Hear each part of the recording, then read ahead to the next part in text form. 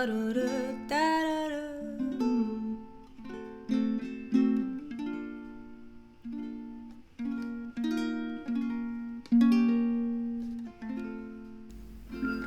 Victoria, how are you?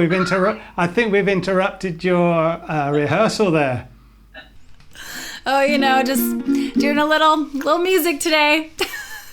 So our next guest is, as you see, Victoria Vox over there in California on the west coast of the USA. How are you? I'm well, thank you. You? I'm good. And you're all wrapped up in your ukes. Last time I saw you were wrapped up in your ukes as well. How's it going? Been good. I'm sure, it's not news to anybody, but we are in some crazy times. And so I think all things considered, doing good. Yeah, we are in a hard time for musicians at the moment. And in this video, it's going to help Fusion and help musicians as well. There's a lot of videos out there of you. We'll get into your secret weapon in a minute, but I just want to talk about you taking, I hate this saying, to the next level, but over the years, you have taken the ukulele to the next level with loopers and effects on the floor. Just tell us about that. I started using technology with the ukulele back in like 2012, I guess. Part of it was like YouTube videos and doing some covers and then looping ukulele and vocals. As I was writing a song, I would just lay down a rhythm track, a loop. The song, happens and a melody arrives and lyrics come and turn into the light where the dark turns bright with a little love you will shine. There's so much. I use a Boss loop pedal RC30, so I also can record vocals through the same loop with the ukulele. And then I have like a little reverb pedal for the uke just to add a little sweetness, and then also a pitchfork by Electro Harmonics, which basically allows me to drop or raise my ukulele an octave or two. I use it mostly for bass effects that I can also then loop a bass ostinato part throughout the loop. And it's been really fun to play with. No, oh, oh. No, oh, oh. When I started using that loop pedal and incorporating it in my live show, that was it's a huge learning curve. It's like an instrument in itself, and learning how to use it and what to do if things go wrong, and say there's no power, and still being able to play the same song. As a singer, strummer, player, we might have a groove that we gravitate towards, and then while we're playing that groove, we might gravitate to come in always on the same beat of the measure for the verse. Maybe I come in on beat 2. And so it enables me to put the instrument down and really kind of look at what I'm singing rhythmically. And so I might come up with different rhythms that I might not otherwise feel because I'm busy doing something else at the same time. Gotta let it show, and there will always be a reason to not let anyone know. You've got a colorful heart, and you've gotta let it show, and there'll always be a reason to not let anyone know. That's really good, because you've really gone into the theory and the techniques of how it all works. Now, the secret weapon. Saw you in California a couple of years ago with some guys. We were over there doing some editing and some filming and photography at some of the guitar shows. And I said, you've got to come and see Victoria in the evening. I knew what was coming. They didn't. Can you just give us a few bars? Yes. So my secret weapon is my mouth trumpet, and it is the head turner in the show. It's just a little jazzy number.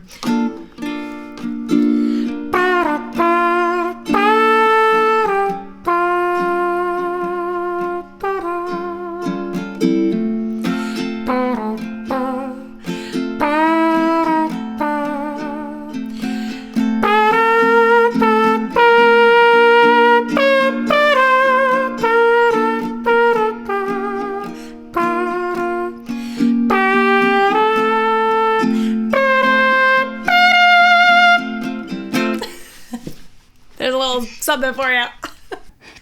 It just knocks me out every time I hear it. It's just so authentic. You can hear the breathing, you can almost hear the valves, the mouth on the mouthpiece. It's incredible. How do you do it? Well, I've been mouth trumpeting for, let's see, I started in 2005, so 15, 16 years. And it took me 3 years to get good enough where people started to really take notice. Like I was on the Jay Leno show, blowing my own horn back in 2009. And then in 2015, the Wall Street Journal did a piece on the unlikely return of the lost art of the mouth trumpet. Like when it started, it was, not very pronounced. But when I decided that this is something that I'm actually going to do regularly throughout my show and at every show, I need to nail it and be really good. So I delved into Chet Baker primarily just to emulate his horn sound, which is, his signature sound is, kind of a real flat tone, and then with a tail of vibrato at the end. And so I would just, I'd be on tour and I'd be driving in my car and I'd just put Chet on and,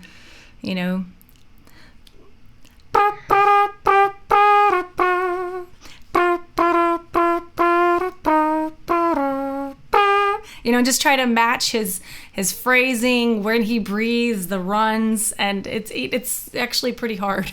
Yes, in the car, I know I've tried it at the traffic lights. Doesn't work for me. I put the windows up because all the cat calls, leave it alone, don't bother.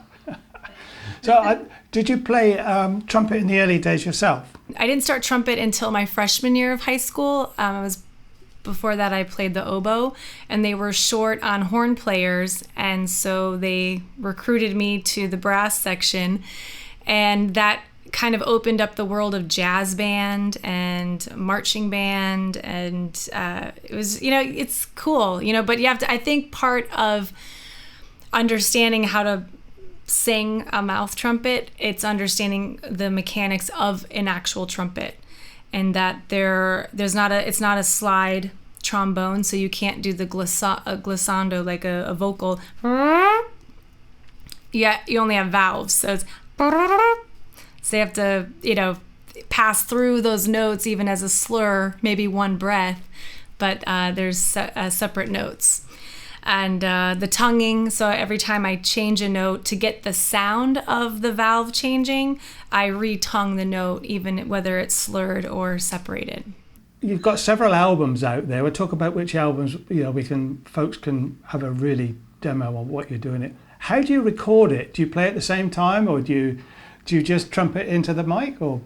Well, with the albums that I've done, I guess 11 now since my ukulele playing days have started. It all kind of changed. I think probably my debut ukulele album, I probably sang and played at the same time. I can't remember. Then I did some recording in LA with a producer, and I'm pretty sure that he liked the feel of me singing and playing at the same time, so I think we tried to do that as much as possible. The challenge with that is you can't really isolate certain microphones, that it's always going to be picked up, the vocal or the instrument in each other's mics. And then I did some recording in Seattle with another producer, and that was all isolated. So I would only record, the ukulele parts, and then I would go back and do the vocals. And then the mouth trumpet is just another vocal layer. And sometimes, we're kind of sitting around thinking like, this song just needs a little something different. Like examples, the song Supermoon from my album When the Night Unravels. And we just needed something. And I thought, well, how about some horns, mouth trumpet? And so at the end of the song, the horns come in, and it's a really cool sound.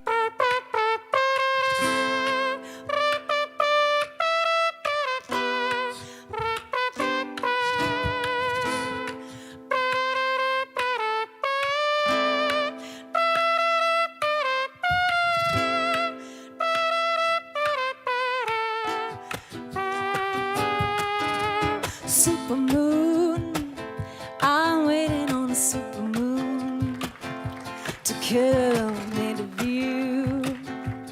on the horizon.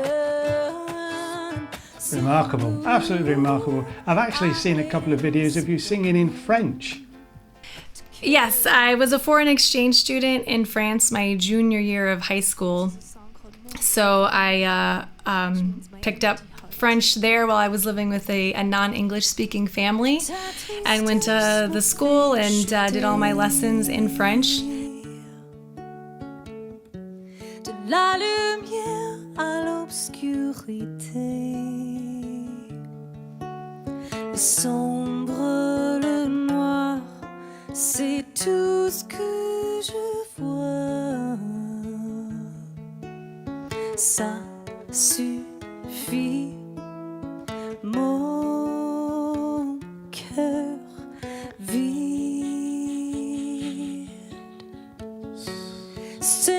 And had no idea at 16 that I would have been incorporating French language into music, or that I'd even be doing music. But yeah, it's a cool facet to what I do, I guess. And also in songwriting, to write in another language is pretty neat. Ça suffit, mon cœur vide.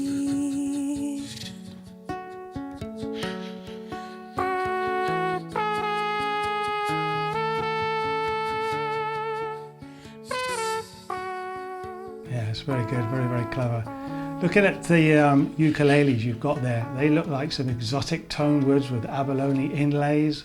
What models are they? Yeah, so mostly, so this one is a Maya-moe, and I'm actually really excited. I'm getting a new Maya-moe very soon. That is a fellow, Dino is his name. He had just had an article in Ukulele Magazine here in the States, but he does pyrography, where he like draws and burns images into the ukulele.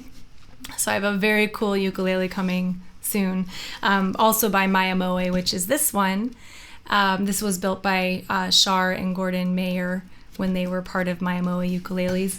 That one back there is a Bruce Petros ukulele, and Bruce Petros is in Appleton, Wisconsin, and he does very fine wood instruments, both guitars and ukuleles. So Petros ukuleles. And I've got a Spanky banjo uke over there, and the Romero Creations by Pepe Romero and Daniel Ho. I love their tiny tenors, and got a U-bass, Kali U-bass back there. So and then there's another baritone Maya-moe over there. And What is your main instrument? Soprano or baritone or tenor? I mostly play tenor. I play baritone a little bit. I mean, the chord shapes are interchangeable between the two, but as far as tone-wise, I tend to gravitate towards a low G tenor ukulele. I feel that it has just a nice warm range having the low G available. But there are some songs that sound really nice on a reentrant tuned ukulele with a high G. But I guess over the years I've kind of settled into the low G tenor. 'Cause it's all about love. It's what it's all about. All about love. It's what it's all about.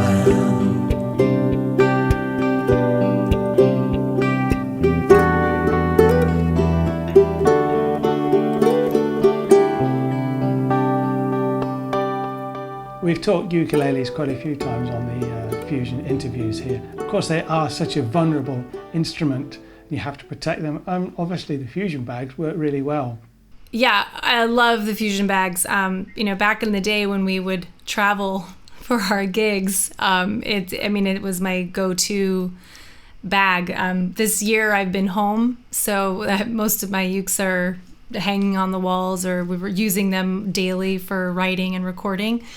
But I've got the urban bag back there, and it's got a Fusion backpack, which is awesome for laptop, cables, gear. Usually when I fly, I would have the backpack fused on, so it's like a one carry-on kind of thing. Excellent. So it's all cocooned in safety up inside there. So the other thing is in the interior of the bag, it has there's like Velcro pieces that you can support the neck, and that is movable. But then also you can kind of hug your ukulele to whatever shape it is and give it this extra padding inside to kind of hold it in place. So that's a really nice feature as well. So you can change up, put different ukuleles in it, and the bag works for all of them. Like you say, when you're touring again, so let's hope we can get out to see you doing some gigs and you can fly over to the UK and we can see you over here. Yeah, that would be nice. Looking forward to that. Good. So let's hear The Secret Weapon and Victoria Vox playing out on a ukulele. Thank you so much, Victoria. So this is called Only Time Will Tell, a little bit from my album Colorful Heart. Is what I feel in my heart true? Does it go the same